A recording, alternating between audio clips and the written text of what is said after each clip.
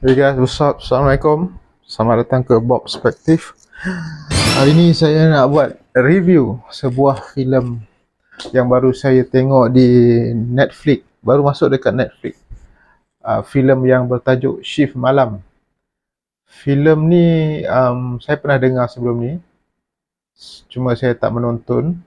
Saya tertarik nak menonton dekat Netflix sebab saya nampak dia punya looks dia. Dia punya overall looks, dia punya production value, visual dia, saya suka. Nampak macam nampak lawa kan, senang cerita. Okay, Shift Malam ni jangan confuse dengan cerita Shift Malam Raya. Itu berbeza, ni cerita lain.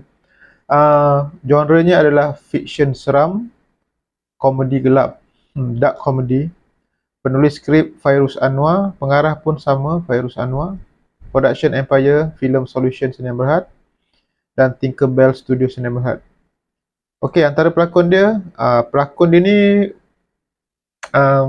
kalau yang paling saya rasa paling familiar pun, yang paling orang selalu nampak pun Anas Rizwan.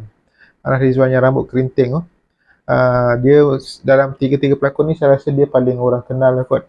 Dan kemudian Takim Zaki ni pun selalu kita tengok, dan Takim Zaki ni pun pelakon yang saya rasa bagus, cuma dia tak dapat banyak peluang. Dan yang ketiga yang bawa watak botak, Shah Kimin.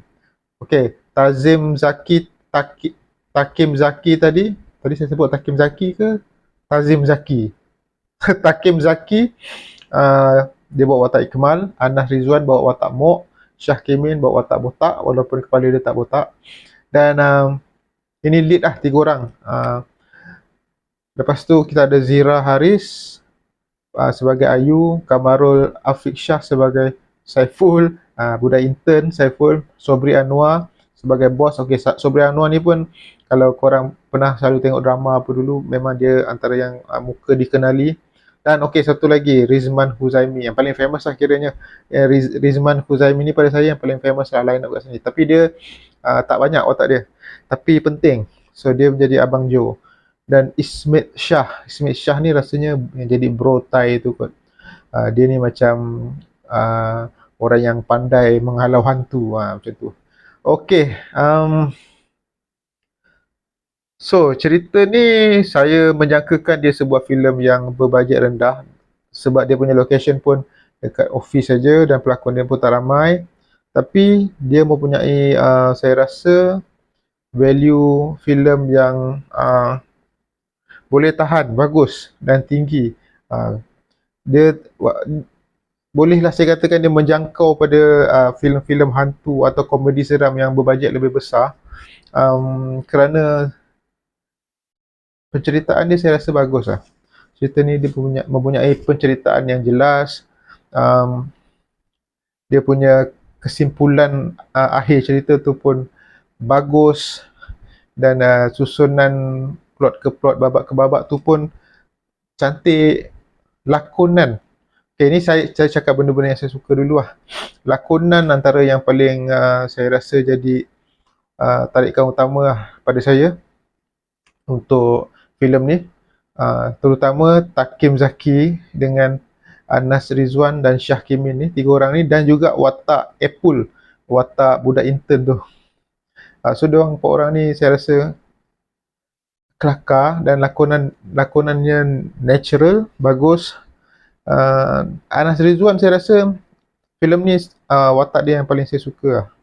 Lakonan dia bukan watak dia, lakonan dia yang saya paling suka.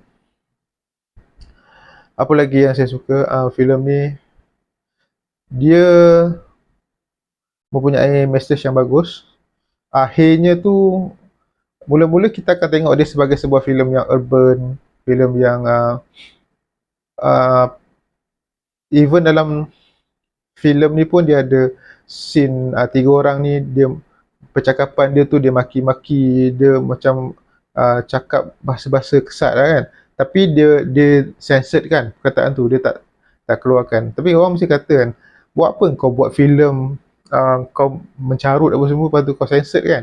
Tapi sebenarnya bersebab kalau dia tak carut, kalau dia tak censored kan, kalau dia tak blip kan, dia macam defeat the purpose tau, kepada message dia yang akhir tu. Dia macam contradict dengan apa yang cuba disampaikan kalau dia keluarkan uh, apa carutan tu. Dan lakonan Zira Haris tu pun saya suka. Dan watak bos Sobri Anwar ni, itu pun watak yang best. Rizman macam saya kata watak dia tak banyak tapi dia watak penting. Takim Zaki ni, uh, macam saya kata dia mempunyai lakonan yang bagus. Itu saya dah menjangkakan. Anas saya dah tahu dia dah biasa berlakon, tapi Syah Kimin ni saya tak pernah tengok. Tapi surprisingly dia bagus, sama bagus dengan yang dua orang ni. Cuma Syah Kimin ni saya nampak dia uh, ada iras-iras siapa? K. Rahman. Iras-iras dari gaya lakonan, muka sedikit, walaupun dia berisik kan. Uh, ataupun air muka lah, bukan kata muka sama, tapi dia punya air muka, reaction dia mungkin sama. Dan kelakar, diorang ni kelakar dalam cerita ni saya suka lah sebenarnya. Sebuah filem yang saya tonton tanpa expectation yang tinggi lah, of course, dan saya suka. Dan selalu cerita-cerita macam ni, banyak juga yang saya dah tengok dengan treatment atau dengan konsep yang urban, hantu, komedi, seram macam ni. Mula-mula dia okey tau, dia punya develop cerita tu dengan develop karakter okey. Lepas tu pertengahan tu bila dah ada konflik, dia dah macam huru-hara sikit, sampai habis dia terus macam lost, tak tahu nak pergi mana kan.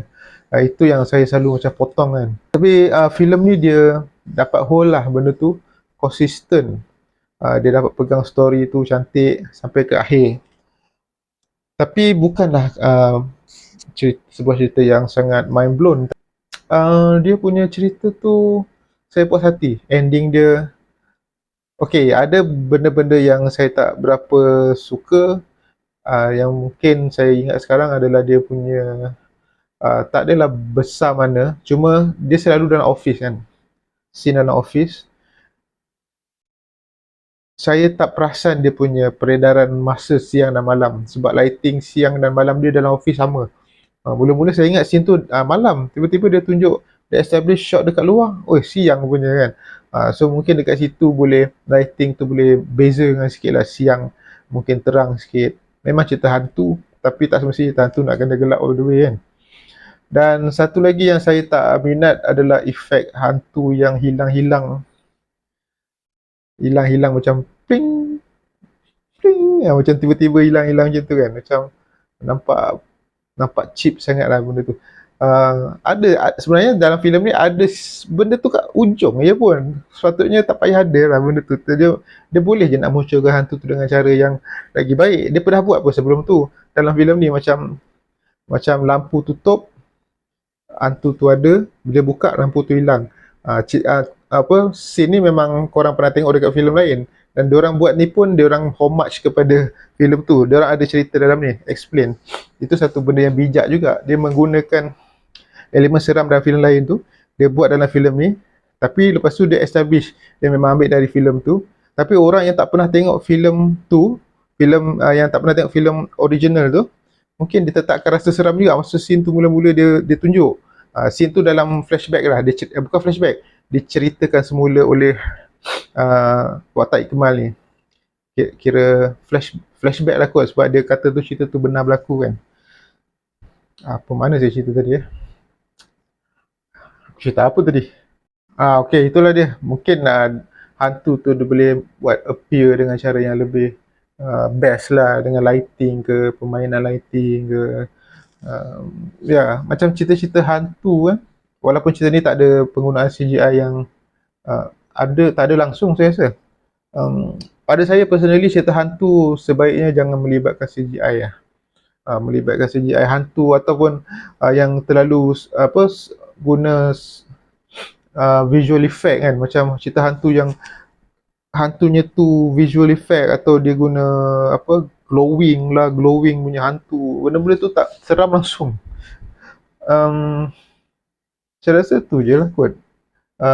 Okay, satu lagi dia punya message cerita ni. Cerita ni memang dari awal korang tengok dia punya konsep, treatment dia punya development dia memang nampak sebuah filem yang urban, yang nampak macam budak-budak muda yang diorang ni kerja designer, graphic designer. So lifestyle, dia tunjuklah lifestyle designer kerja balik lewat apa semua.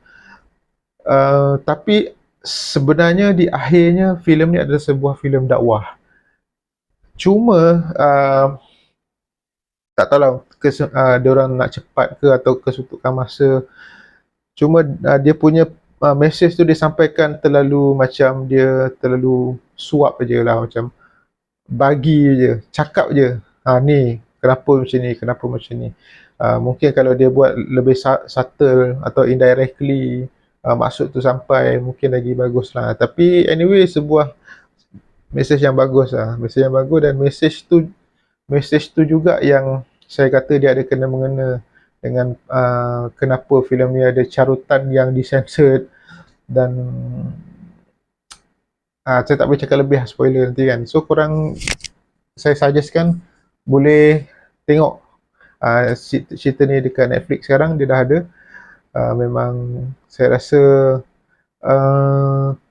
worth it lah masa untuk diluangkan untuk menonton filem ni, dengan lakonan yang baik, skrip yang bagus, dialognya semua, komedinya best. Watak Apple tu best, walaupun dia watak budak intern je. Dia mengingatkan pada saya seorang kawan lah. Okay, saya dah lama buat review tak bagi bintang lah. Yang ni saya rasa saya nak bagi bintang lah. 4 lah daripada 5 bintang. Satu production yang bagus lah. Sebab saya pun kalau dulu berangan lah nak jadi director konon-konon kan. Saya pun ada satu impian atau satu formula lah kononnya nak buat filem yang tak memerlukan bajet besar. Saya selalu terfikirkan idea macam ni lah. Dekat satu tempat, cuma dia punya memerlukan lakonan yang bagus dan plot penceritaan yang bagus. Tapi cerita-cerita macam ni dia mungkin tak menarik sangat orang ke pawagam sebab dia tak nampak grand lah. Dia nampak setting dia pun dalam office kan. Kalau kita nak bandingkan filem-filem yang meletup, filem-filem yang Police Evo, Mat Kilau, dia punya scale lagi besar kan. So lagi grand, action pack pun semua tu mungkin lebih menarik orang untuk ke panggung.